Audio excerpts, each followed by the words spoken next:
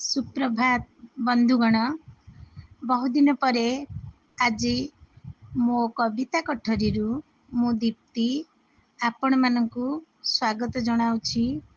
आज शक्ति स्वरूपिणी जगत जननी माँ दुर्गांकर पवित्र अष्टमी तिथि रे आपण मानकु अनेक अनेक शुभेच्छा और शुभकामना।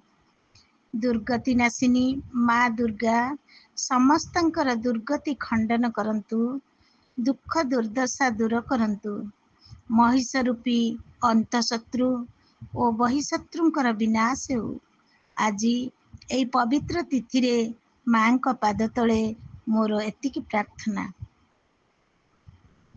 आज माँकर अष्टमी पूजा अवसर रे आसंतु शुणिबा एक कविता जगज्जननी आगमने। जदि कविताटी आपनको भल लगे लाइक शेयर और कमेंट करिया को भूलिबेनी एवं मो चैनल को सब्सक्राइब करिया को मध्य अनुरोध।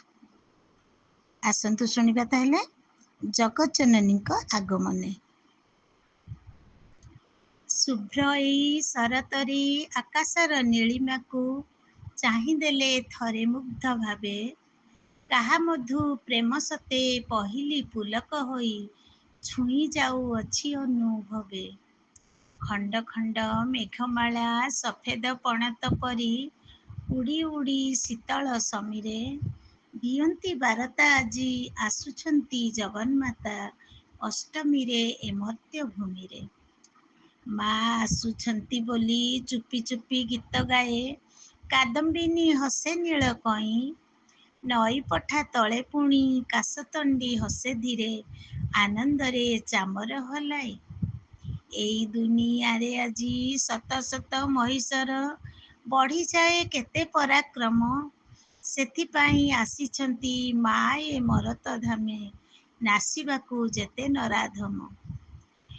फूलटिए पाखुड़ा मेलिबा आगु हराई बसुछि तार जीवार आशा। नबारुण उइबा आगरु अंधकार कारागारे हजि जाए सकल भरोसा। देखि जाओ माँ थरे हृदय रक्ताक्त एठी मधुर संपर्क भी हेलाणी खेताक्त। ए आकाश ए पवन ऋतुवित दिगहरा देखि सारा असुर उत्पात। गोटे नुहे अगणित असुमारी महिषंक देखि देखि एते अत्याचार। दश भुजा जननी गो आसिअछ बधिबाकू धरी तुम दुर्गा अवतार। जगत जननी मागो दुर्गति नाशिनी माँ तुम प्रेमे भिजाओ जगत। ए प्रकृति निरंतर ढाळई प्रणति पादे मर्त्यभूमि कर शत्रु मुक्त। मर्त्यभूमि कर शत्रु मुक्त। धन्यवाद। नमस्कार।